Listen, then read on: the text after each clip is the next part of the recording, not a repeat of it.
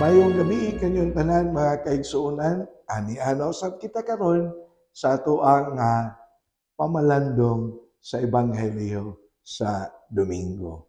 And then sa ato na sad nga naandan, atuwaon ang basahon ang Domingo sa ikaduha nga Domingo sa Kwaresma niya, Cycle C. Ang atuang nga Ebanghelyo atong pagkakutloon gikan sa Ebanghelyo ni San Lucas, Kapitulo 9, versikulo 28 ngadto sa 36. Ang Ginoo manaag kaninyo. Pagbasa gikan sa Santos nga Ebanghelyo sumala ni San Lucas. Mayaw nikaw o Ginoo.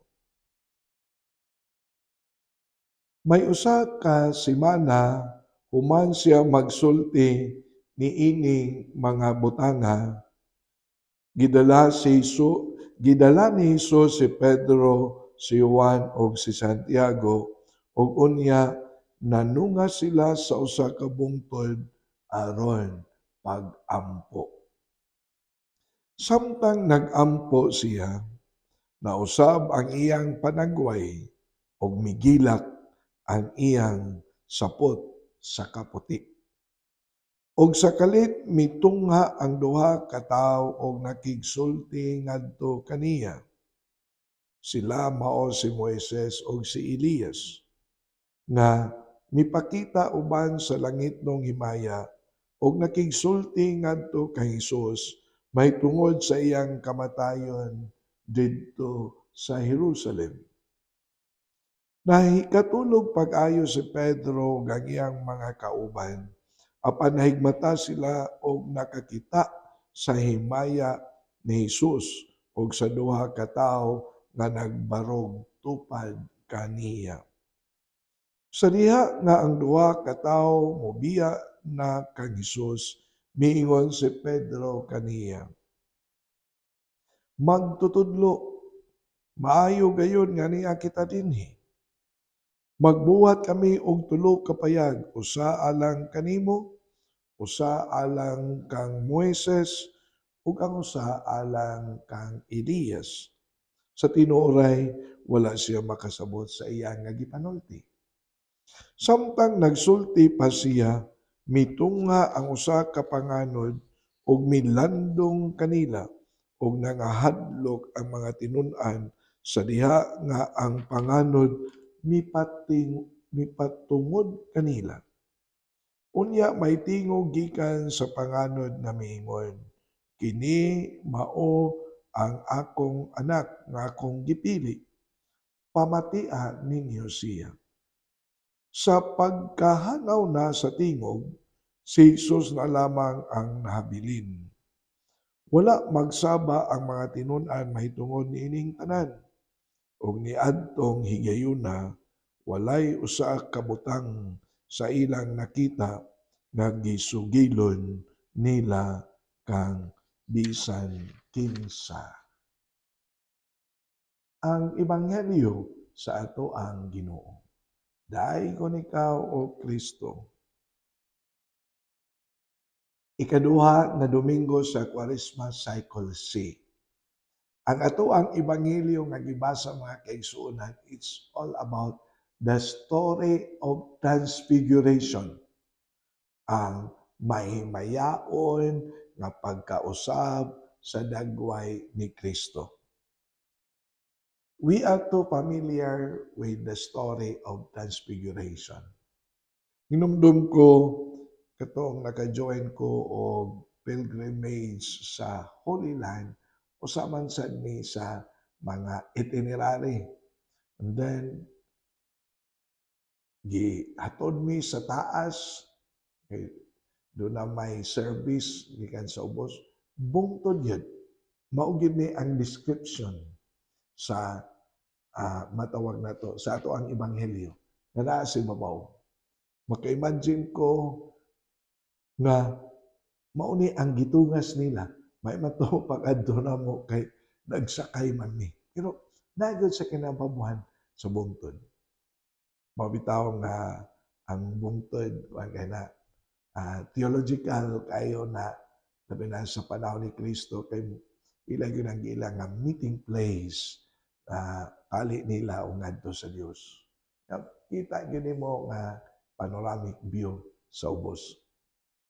And then ang ebanghelyo kung gamay lang nga background ni ini, kung mahinumdum mo katong si Kristo mingon, kinsa man ako para sa mga tao. Diba? Ikaw mao si Jeremias, ikaw mao si matawag na usa sa mga propeta, di ba? Hinumdum mo ato.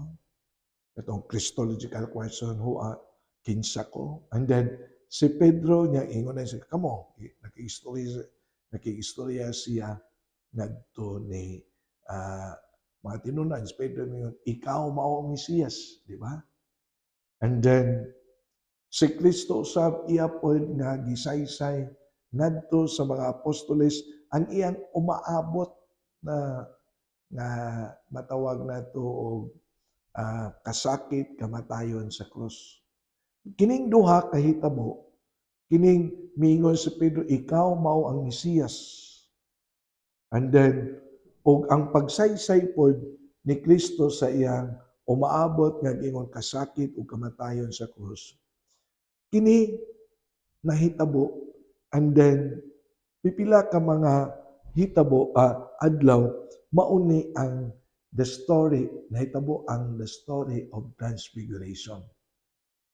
Sa ato pa kung imong tan-awon no ang ebanghelyo gipadayag ni Kristo. It's a confirmation unsay gisulti ang testimony nga gihimo ni Pedro na ikaw mao ang Mesiyas pagtubag sa pangutana kinsa siya. Kung imo sad nga tan-awon, di ba last Sunday mao man ang matawag nato retreat ni Kristo nga nahitabo usab ang tentasyon. And then sa mao nga panahon, si Kristo wala mabuntog. Wala siya mabuntog sa gahom sa dautan, sa gahom sa yawa. Ang transfiguration mingon, ang gahom sa yawa, walay dili ikasarang, ug dili pwede nga mabuntog sa gahom sa Dios. Ang transfiguration is a story that Jesus is our Lord and our God. Gipakita ang iyang mahimayaon nga dagway. Before sad, kung inyo sang mabantayan, before na si Kristo gidala ngadto sa Espiritu Santo sa kamingawan, na naghimo siya 40 days and 40 nights in prayer and fasting. And that was the gospel, the other Sunday, nga mao ang first Sunday of Lent. Di ba? Gikan siya sa suba sa Jordan. Og dito sa suba sa Jordan, gibunyagan siya ni Juan. Og dito nadungog ang tingog sa ibabaw. Kini siya mao ang pinangga kong anak. The voice from heaven identifying na Jesus is the Son of God. Dili ba? And then, ang transfiguration will give confirmation na si Kristo mao ang ato ang Ginoo, ang atong Dios. And then nindot kayo, if we try to focus sa the story of the transfiguration, among the many prominent figures sa karaan nga testamento, ngano man nga si Moises man o si Elias ang matawag nato gisgutan sa ebanghelyo na diha uban ni Kristo. Sa diha nga nausab ang iyang dagway diha sa mahimayaon nga dagway. Nganong dili man si Abraham, the father of all nations? Ngano man gyud, ngano di man si Jacob? Ngano man gyud nga si Moises man o si Elias? Ang ilang presensya sa Transfiguration mayon, si Moises o si Elias muhulagway nga ipadayon ug mapadayon diha ni Kristo the continuity of the law, 10 Commandments.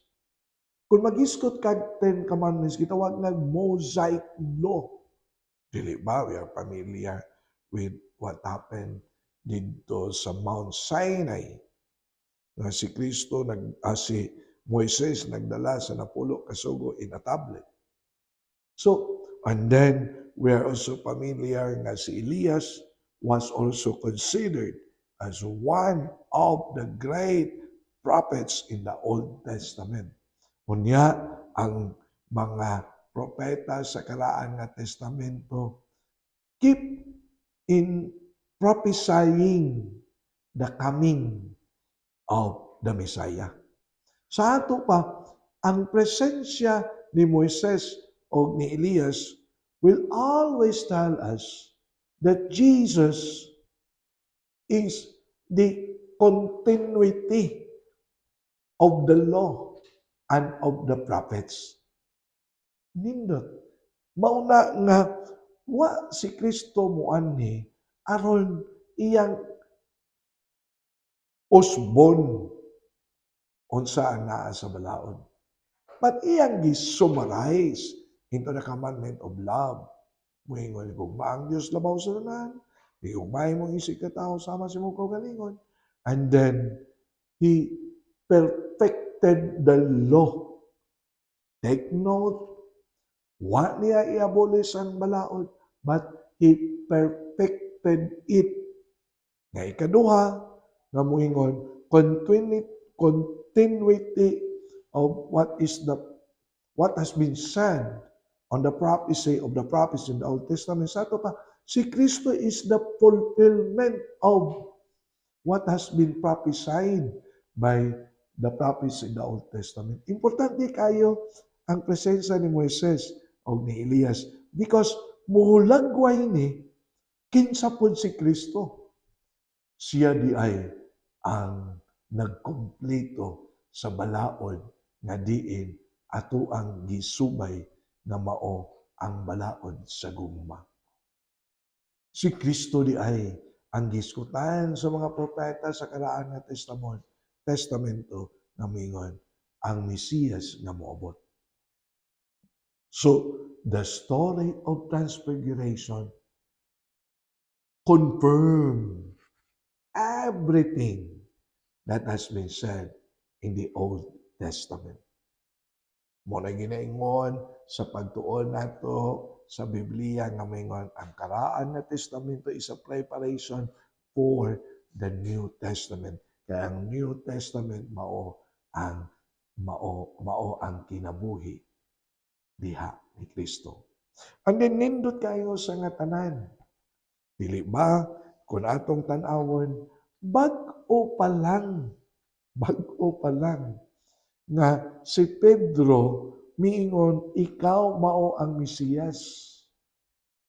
And then, sa ato ang Ebanghelyo, sa story of Transfiguration, wa niya matawag, wa niya masangpit ug balik ang pagka-Mesiyas ni Kristo. But instead, iyang gitawag si Kristo balik isip iyang magtutudlo, dili ba? Magtutudlo. Maayo gayon nga niya kita dinhi. Asa man tong profession of faith nga gilitok ni Pedro. Nga sa the story of Transfiguration, wa man niya malitok, apan hibalik siya sa pagtawag ni Kristo nga magtutudlo. Kung imo sad nga tan-awon, si Kristo niining panahona nag-ampo. Unya kay paghuman gyud og litok ni Pedro nga magtutudlo, and then ang ebanghelyo na miingon nga samtang nagsulti pa siya, mitungha ang usa ka panganod nga milandong kanila. Nga nahadlok sila ang tulo. Si Pedro, si Santiago, si Juan, nalisan sila. And then, a voice from heaven again said, "Kini siya, mao ang akong anak na akong gipili. Pamatia ninyo siya." The same voice sa bunyag dito sa Jordan. So, magtutudlo anhi na lang ta dinhi puyo. And then, ang Ginoo nagpahinumdom ni Pedro. Siya ang imong giingon nga Mesiyas. Siya ang pinalangga kong anak. Pamati ngadto niya. That is an appeal from the Lord.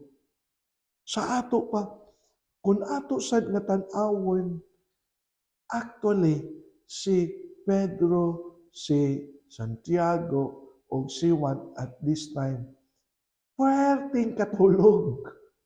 Matod pa sa Ebanghelyo. Apan sa diha nga nahigmata sila, murabag na alimongawan, nakalitan sa ilang nakita. Ug matod pa sa Ebanghelyo, sa tinuoray, wala sila makasabot sa iyang gipanulti. Nga magtukod tag tulo ka payan dinhi, usa imo, usa kang Elias, usa ka Moises, quote unquote na nga mingon sa tinuoray, wala siya masayod sa iyang gisulti. Gialimungawan. And then nakalitan. And then na too much excited sa nakita.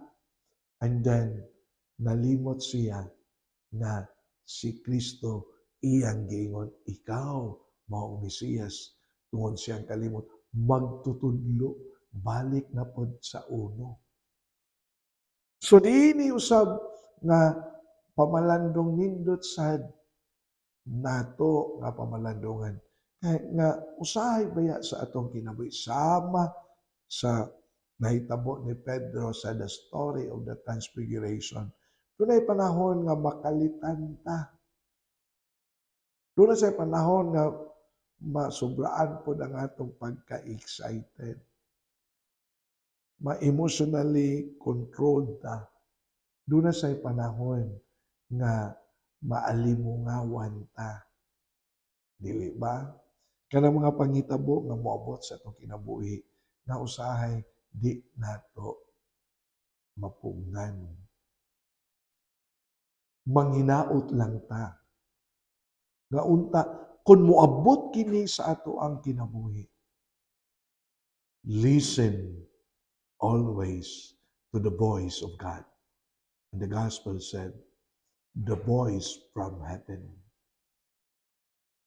Tingali ang pangutana nato, asa o kanusa na makadungog sa tingog sa Dios.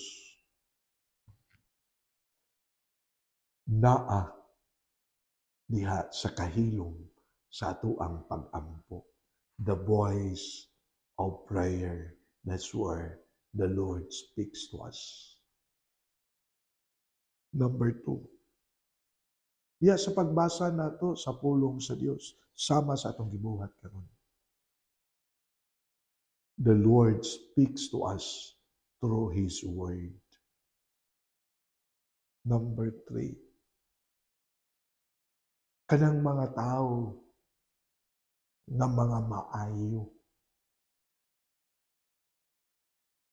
For example, nga makadungog kitag mga maayong mga mensahe. Kanang panahon nga mangumpisal ta, labi na karong panahon sa Kwaresma. Ang may ang sulti sa pari, unsay ang ayan natong buhaton.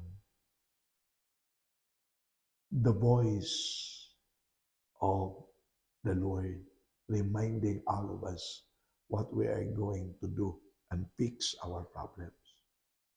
Dili ba? Daghan pa. Apan ang mga timailhan atong tan-awon nga matud pa sa ebanghelyo, pulong nga mohatag kanatog giya. Mga pulong nga mohatag kanatog inspirasyon. Mga pulong nga mohatag kanatog kalig-on. Mga pulong nga mohatag kanatog kadasig. Kung mausap kini ang panawagan karon sa Jubilee year nga moingon, we are the pilgrims of hope. So mga kaigsuonan, manginaot kita nga ang the story of Transfiguration ini ikaduha nga semana sa Kwaresma, makahatag ka na dugang kalig-on sa atong pagdawat, sa atong pagsali, nga ang Ginoo naa kanunay nagauban ka nato buhi o naging-uban sa ato ang panaw. Karon dapiton ko kamo sa pagkuyog kanako sa pagditok og mga pag-ampo sa ato mga kaigsuonang mga masakiton. Among lang itong amahan panalangini ang among mga kaigsuonan nga mga masakiton. Ayuhang tagsa-tagsa nila ka mga balatian. Iapil sad namo sa pag-ampo ang nagatiman kanila nga naunta ang kadasig gugma sa pagatiman sa mga masakiton. Kining tanan among gituboy ngadto ni Kristo nga among Ginoo. Amen. Mga kaigsuonan, ani lang sa takutob. And then magkita na punta sa sunod na Sabado, alas 6 sa gabi sa ato ang FB account as Diocese of Cebu Catechetical Ministry. Kini si Father Joseph Intig, ang kanunay na nag-uban kaninyo nining atong pamalandong sa Ebanghelyo sa Domingo. Ang Diyos magpanalangin kaninyong tanan sa kanunay.